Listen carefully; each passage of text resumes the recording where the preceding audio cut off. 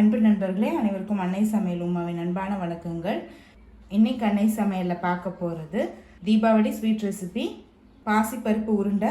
ரொம்ப சுலபமாக செய்யக்கூடியதுங்க, அதே நேரத்தில் ரொம்ப சத்தானதும் கூட. நல்ல ஒரு 2 வாரம் வச்சு கூட நீங்கள் சாப்பிட்லாம். வாங்க பாசிப்பருப்பு உருண்டை எப்படி செய்கிறதுன்னு பார்க்கலாம்.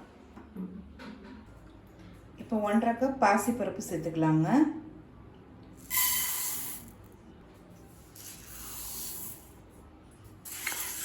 பாசிப்பருப்பை நல்ல வாசனை வர வரைக்கும் வறுத்துக்கலாம்.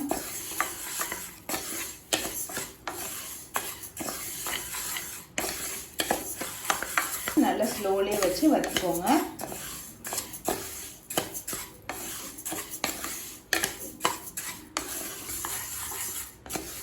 ஸ்லோலியே நல்லா 10 நிமிஷம் வரைக்கும் வறுத்துட்டே இருந்தேங்க. இப்போ பாசிப்பருப்புலேருந்து நல்ல வாசனை வருது. கலரும் பார்த்திங்கன்னா லேசாக ஒரு பொன்னிறமாக மாறி இருக்கு. இப்போ இது கொஞ்சம் நேரம் ஆறட்டும். அதுக்கப்புறம் மிக்சியில் அரைச்சிக்கலாம். இப்போ பாசிப்பருப்பு ஆறிடுச்சுங்க, நம்ம மிக்சியில் அரைச்சிக்கலாம். இப்போ மிக்சியில் நைஸாக அரைச்சிக்கலாங்க. இப்போ மிக்சியில் நைஸாக அரைச்சாச்சு. இப்போ இதை சலிச்சுக்கலாம்.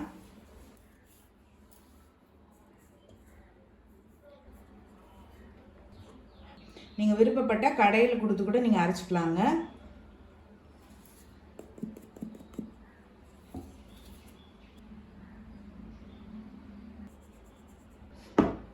அடுத்தது 1 கப் சர்க்கரை சேர்த்துக்கலாங்க. 1 கப் பாசிப்பருப்புக்கு நான் 3/4 கப் சர்க்கரை எடுத்திருக்கேங்க. நீங்கள் விருப்பப்பட்ட 1 கப் பாசிப்பருப்புக்கு 1 கப் சர்க்கரை போட்டுக்கலாங்க. இப்போ இதையும் அரைச்சிக்கலாம். இப்போ சர்க்கரையை நைஸாக அரைச்சாச்சு. சேர்த்துக்கலாம். கொஞ்சம் ஏலக்காய் பொடி. இப்போ இதனால் மிக்ஸ் பண்ணிக்கலாம்.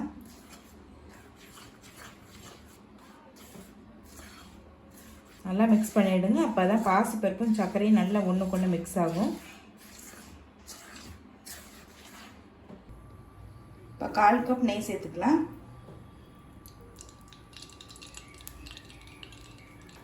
கொஞ்சம் முந்திரி,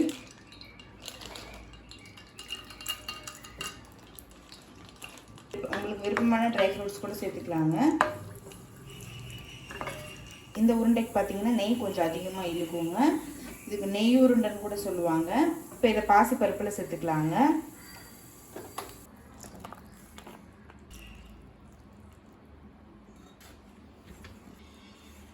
நல்லா மிக்ஸ் பண்ணிக்கோங்க.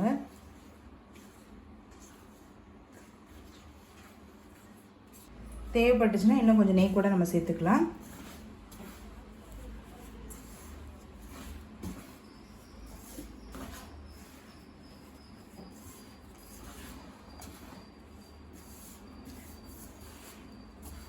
நல்லா சூடாக ஊற்றுனீங்கன்னா பாசிப்பருப்போடு இருக்க பச்சை வாசனை கூட போயிடுங்க.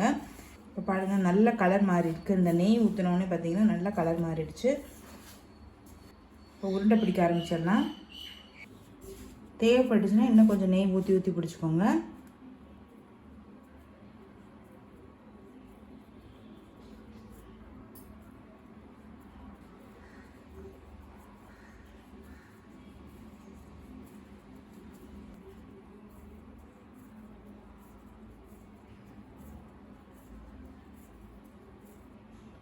பாசிப்பருப்பு லட்டு ரெடி ஆகிடுச்சுங்க. இது மாதிரி எல்லாத்தையும் பிடிச்சிக்கலாம்.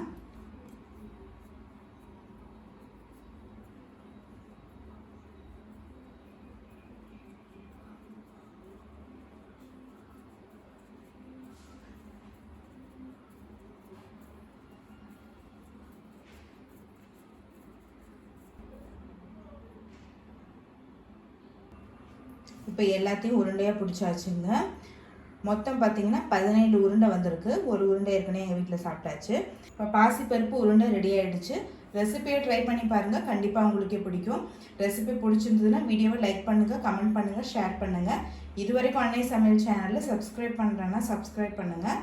தேங்க்யூ.